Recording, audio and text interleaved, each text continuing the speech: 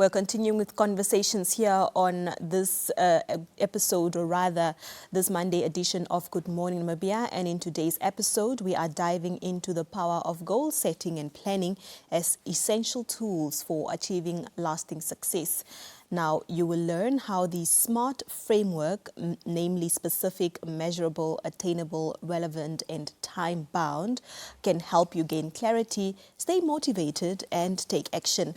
Joining us to share expert insights is renowned life coach and as well as international speaker and author of 8 transformational books, that is Dr. Tich. Good morning and welcome to the program.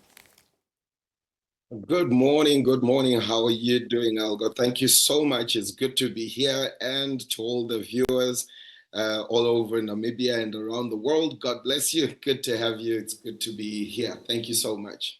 Thank you so much. I'm doing great. Thank you so much for asking, Dr. Tich. Let's get straight into our conversation for this morning, Doctor.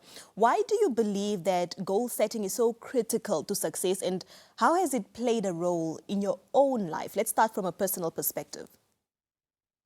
Oh, great. Great question. Thank you so much. One of the things that I've done over the years is coach people to become successful. And I realize that most of us make that mistake of having no clarity, no SMART goals.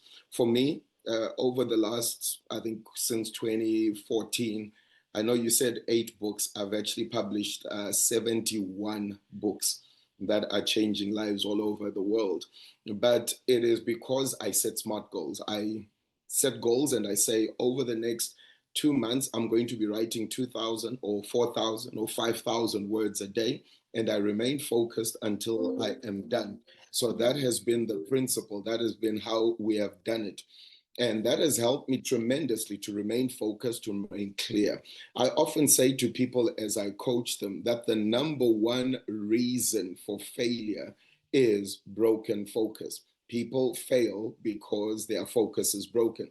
But many people fail, and because their focus is broken, it's either because they have not set goals, or they have set goals that are not SMART, that have not captured their mind, their attention, and their focus.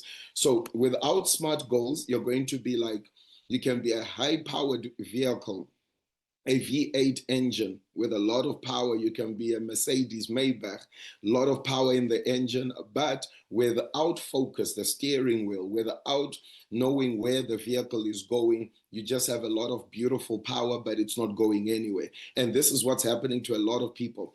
Great potential within them, great ideas, great concepts, but there's no clarity, there's no SMART goals.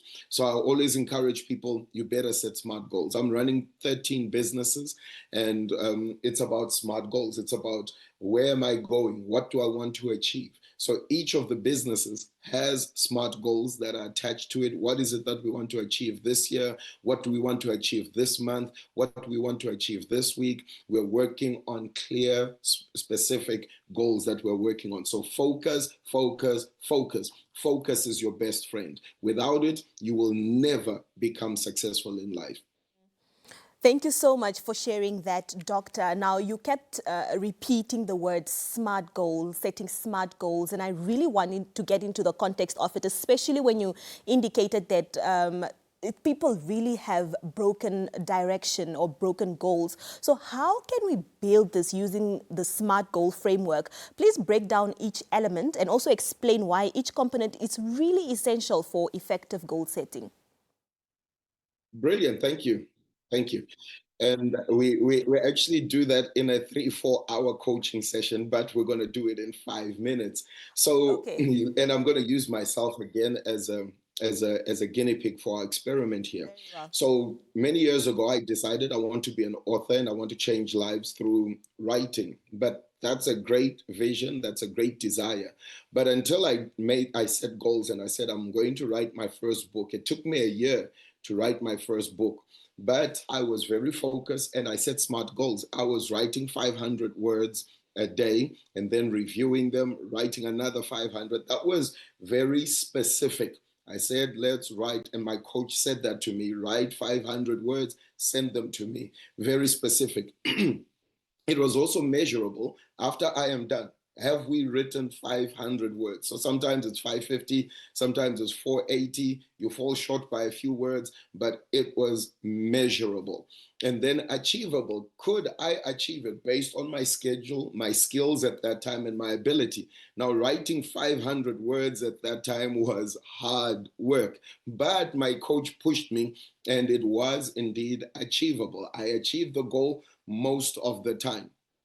Relevant or realistic is the R in that acronym. So was it relevant?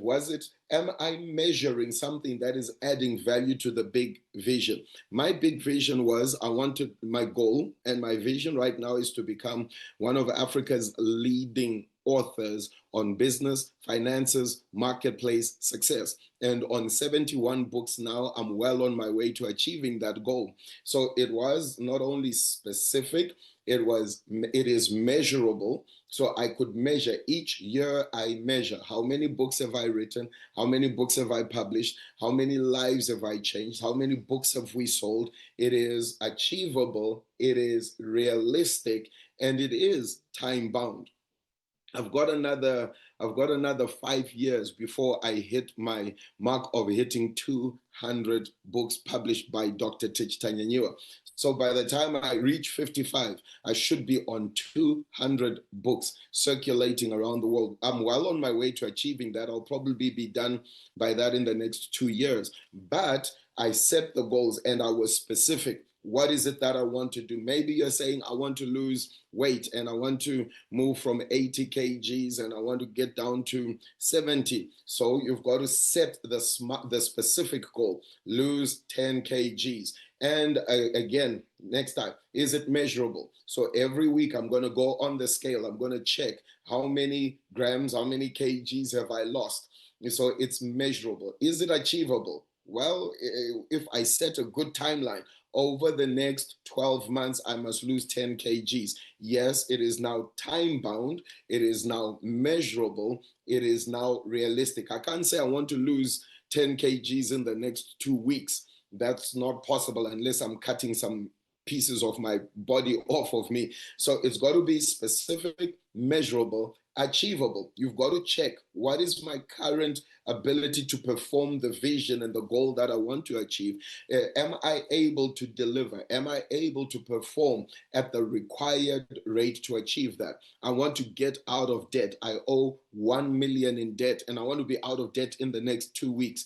Is that achievable? Is that realistic? What is my current income? And how much am I going to dedicate towards the repayment of that debt that I owe to whoever I owe it to? So you measure and you say, okay, it's more realistic if I say get out of debt, the 1 million, I'm going to get out of debt in the next 2 years. And I'm going to be paying X amount towards that debt. And you set that. And that's what gives you energy. It gives you momentum. It keeps you encouraged, because every time you achieve a set goal, momentum comes, excitement comes. Your body produces hormones that communicate achievement, success, pleasure, enjoyment, and that gives you motivation to keep going. And that's the cycle that every person wants to attain. Once you get the cycle of achievement and success and pleasure at achieving goals, guess what? You are self-motivated. You are driven by the goal. That's why we always tell people, when you achieve a goal that you've set, stop long enough to celebrate and pat yourself on the back and say, well done, let's keep going. Because the good feeling that comes out of achieving a goal gives you energy to keep going. And that's how the SMART goal system works. I think it's now properly understood. You've broken it down very nicely for us. Thank you so much, Doctor. But now, you know what the actual problem is that some people struggle with identifying their goals to begin with. So what is the process that you recommend to help someone clarify what the actual goal is before even being able to apply the SMART goal setting? Okay, brilliant. I love that question, and it's a frequently asked question.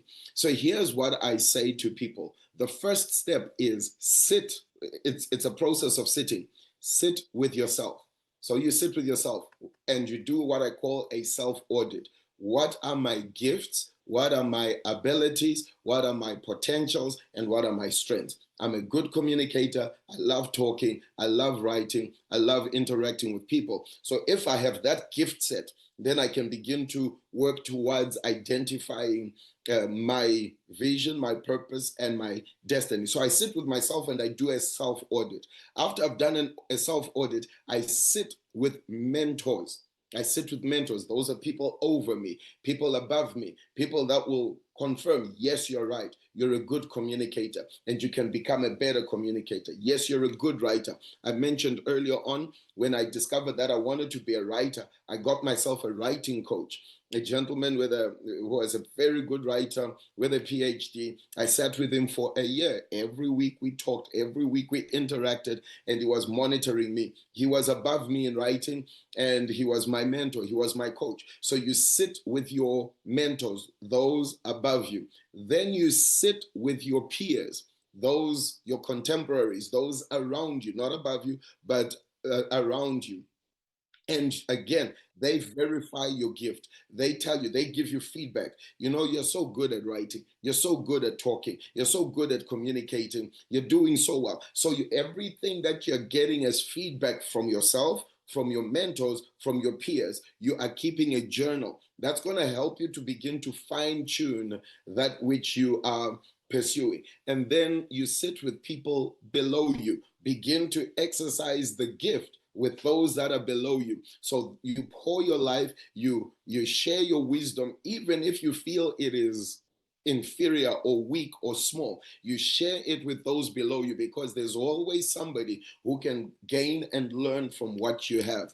And then the final one is you sit with the one right above you. And I believe in God. I'm a pastor as well. So I tell people, sit with God. God will tell you who you are. He'll tell you the plans that he has for you. He'll tell you what gifts he has placed on the inside of you. So sit with yourself, sit with your peers, sit with your mentors, sit with God, and that will give you a holistic understanding of your gift set so that you can begin to channel it towards a specific goal. Find that which causes you great pain.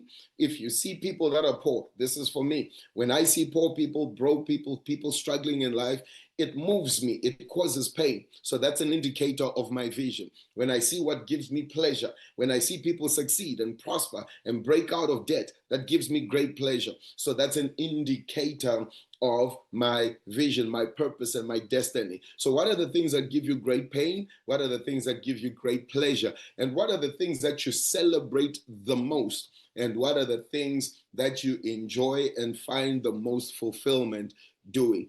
That is the formula for the discovery of vision, the discovery of purpose, and the discovery of why you are on earth.